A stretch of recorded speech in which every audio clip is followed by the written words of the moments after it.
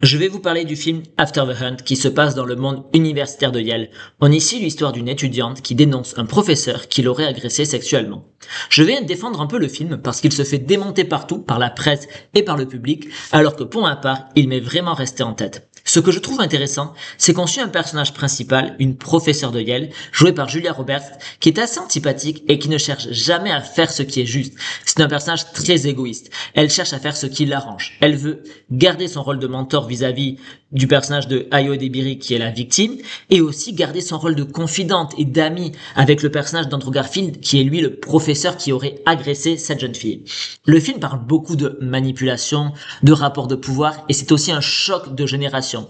Julia Roberts représente un féminisme de son époque qui se retrouve ici confrontée à pas mal de contradictions. Et même la victime, ici, elle n'est pas du tout agréable, elle n'est pas du tout sympathique, elle n'est pas gentille avec les autres personnages.